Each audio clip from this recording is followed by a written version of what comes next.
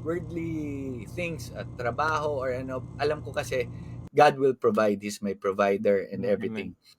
Ngayon, ang prayer, sabi nga nila, bakit ka pa nagpe-pray? Eh, alam naman ng Diyos kung anong kailangan mo.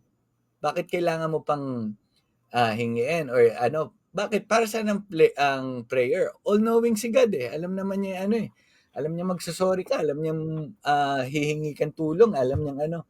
Para sa prayer. Sa akin,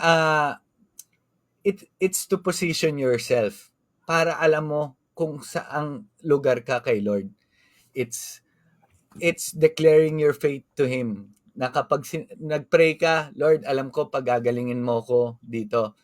Pero kung hindi man ako umaling, alam ko may purpose ka para sa akin.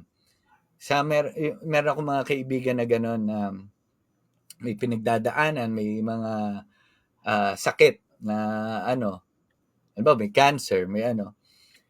Focus ka lang kay Jesus. Hindi natin maintindihan ngayon kung bakit hindi or bakit wag muna, pero focus ka lang sa Kanya.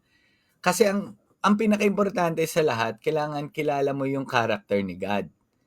At kilala mo kung sino ka kay God. Which is si God is holy, righteous, just, Perfect. and loving. May kulang pa ba ako doon? Perfect. Yung ano, ha? Yeah. Oo. Perfect. At tayo mga, para malabo yung camera. Tayong mga tao, kailangan alam natin yon yung kung sino si God dahil hindi mo siya ki-questionin kahit anong pagsubok ang dumating sa buhay mo kung kilala mo talaga siya. I mean because of sorrow kapag namatay ka, bakit Lord? Pero hindi ka maglilinger doon eh sa pinagdadaanan mo. Nasa biblical yan na kailangan mong umiyak, kailangan kapag namatayan ka, sige, normal. Mag-question ka kay God.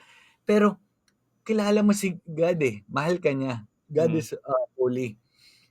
At kung bakit nangyari 'yon, hindi mo man ano ngayon, pero yun yung faith eh. Titiwala ka lang sa kanya eh.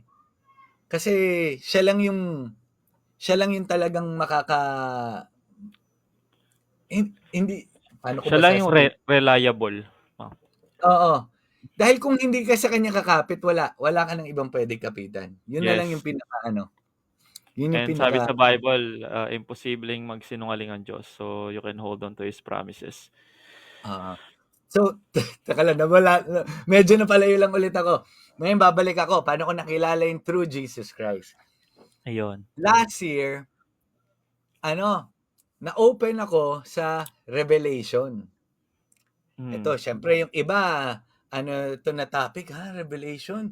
End times, end times. Oo, end times, sabi.